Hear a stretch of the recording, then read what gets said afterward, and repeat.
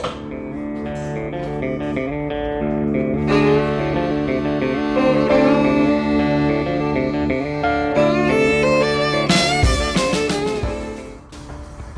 up everybody? This is going to be a video about 5 things I really wish I knew before I started a pressure washing business. I'm giving you guys all the secret sauce today, the stuff I wish I would have heard before I got into business, like I said, but you guys get to hear it. If you haven't started your business yet and you're planning on starting one, you get to hear it from me first. If you've already started your business, hopefully you'll still be able to learn something from me today. The first thing I wish I would have heard before I got into the pressure washing business is that your phone is not just going to start ringing by itself. Everything you see on Instagram and YouTube, TikTok, Facebook, whatever, they act like it is so easy to do 2 or 3, 4 houses every single day, knock out at least $1,000, maybe $1,200 to $2,000 a day, no problem.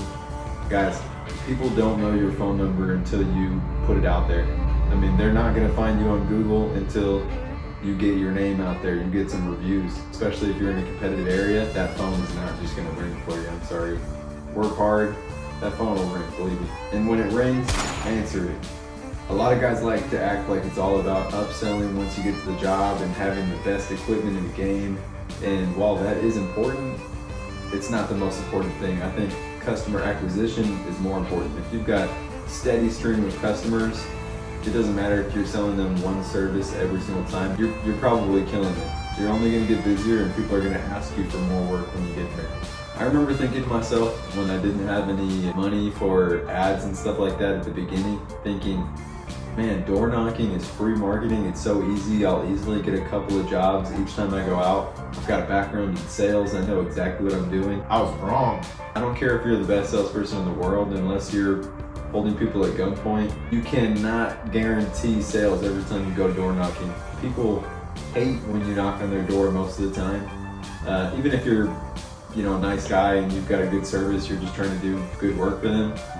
They don't care, they don't want to be bothered most of the time. The reality of it is, you could go easily hours, possibly days without landing a job going around door knocking. So, in my opinion, figure out your Facebook ads, figure out your ad copy, make some really good videos, and Google ads also. I've had my best luck getting customers from Facebook ads personally, or Meta ads, because I guess it goes through Facebook and Instagram. But you want to aim to spend around $10 per message that comes into you. So obviously not every single one of those you're going to land, but you'll land a good 60-70% of them. You're doing fine. I'll have a video somewhere down the line that explains Facebook ads and all that stuff more in detail. The second thing I wish people would have told me before I got into the pressure washing business, there's no manager or help desk you can call when you have questions because it is your own business. So I heavily suggest leaning into Facebook groups of other pressure washers. They will trash you if you ask stupid questions, but it's better to ask them a stupid question and get made fun of than to go to a customer's house, mess something up, possibly damage something, and either cost yourself money or embarrass yourself in front of a customer and possibly get a bad review. She's tired. Sometimes, honestly, I do wish I personally knew somebody that I could ask these questions to. Again, I rely on typically people online and people that I've met through networking, which is another huge one, by the way. It's a great place for asking questions. They may not be people that are in pressure washing necessarily. Ask questions like, how do I stay on top of expenses and other finances? Why did my Google listing get suspended and how do I fix it? I mean, there's a million questions. Luckily, I've made some friends with other pressure washers from Facebook, and then also I ask questions on Reddit sometimes and people answer super quickly. The number 3 thing that I wish I would have been told before I got into pressure washing is budget for more than just a pressure washer. When I started the company, I was driving a Nissan Altima, so I had to trade that in for a truck. I ended up getting a Titan, which I later regret, but that's in the past now. You want a budget for hoses, wands, maybe an X-Jet combo. Oh, and if you want to do roof washes, you're going to need some kind of soft wash system, either 12 volt or a gas roof pump. Like I've got an AR-45, but the Comet P40 is also amazing. But a lot of guys use 12 volts. I just know that there's a lot of maintenance with those, and the pumps can go out really often and kind of sporadically. So you never know. You just want to have backups if you're using 12 volts. I think on YouTube we also see a lot about how easy it is to make millions every year from doing commercial pressure washing jobs because they're so consistent and they pay so much. The reality of it is, yes, you can absolutely land them and you can find ones that pay really well. I'm not trying to say that it's not out there, but a lot of them are pretty cheap. To be honest, you've got to get a lot of them and do them frequently. But the reason I mention that is because for a lot of commercial jobs, you pretty much need a hot water pressure washer. If you don't have hot water, stuff like gum and oil are pretty much impossible for you to clean, honestly. I mean, you can do a little bit for them, but you're not going to get the majority of the stain out. And with gum, it's just going to take so much longer. I mean, think about cleaning your plates with cold water versus hot water. I mean, if it's got food on there, the hot water, if your sink gets hot, that stuff will melt off. I mean, it does a lot of the work for you. And on top of you needing hot water, a lot of those commercial jobs will not pay you for 30 days, which is not that hard to take the hit on. But if you're doing a lot of those and you're paying for a lot of things up front, they can stack up. The expenses can stack up. What I suggest is try to build as you go and only offer services that you can perform at the time. Obviously save up and be able to purchase new equipment and a new trailer, whatever you want. But if you're over investing too early, all the jobs that you're making are basically covering payments. I myself am guilty of over investing too soon. I got that T-Max trailer from the Texas Pressure Washing Store, which I love. I mean, it makes my job super fast and easy, but to be honest, like, I still work another job, obviously.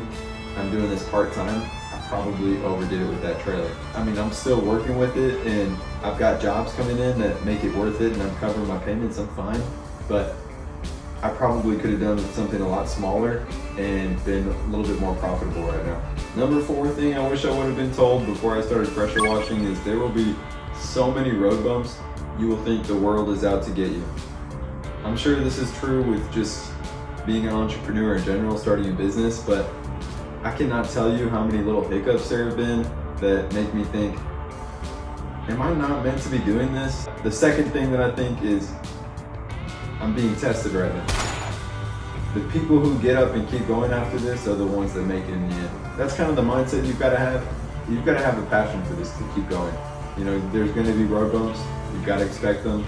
And once you expect them, they can't hurt you. I mean, it's like, at that point, you're running the hurdle. Also, for all the little hiccups that you've got during a job, you need to have an oh shit kit. I didn't come up with that term, but I heard it and I love it. So basically, all the little things that can break when you're on a job, like O-rings, you'll definitely need to have some of those extra on the job.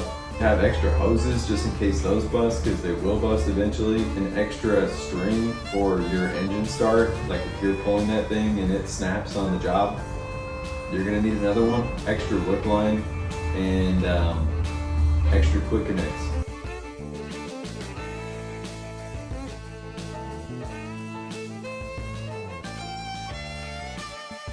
The 5th and final thing that I wish I would have been told before I started a pressure washing business was that success will not come without sacrifices. Some days it'll be sacrificing time with your friends. Sometimes it'll be sacrificing your sleep. It all depends on your priorities. Me personally, I will prioritize, my work sometimes over my sleep, and honestly over my health. Luckily, my fiance keeps me on top of my health. She always keeps me eating and hydrated, and I can't thank her enough for that, but she knows I appreciate it. I always say thank you, don't get me twisted. But the hardest thing of all, at least for me, is when you have to sacrifice time with your family and your loved ones, your dogs. But sometimes you've got to sacrifice the moments now so that you can have a lot more time with them in the future. And that's the way you have to look at it. But anyways, drop a comment for Bunnie, leave a like, leave a comment, subscribe. Thank you for watching. In the comments, tell me what you think. Tell me why you think Bunnie thinks. Tell me what's going through Bunnie's head this whole video.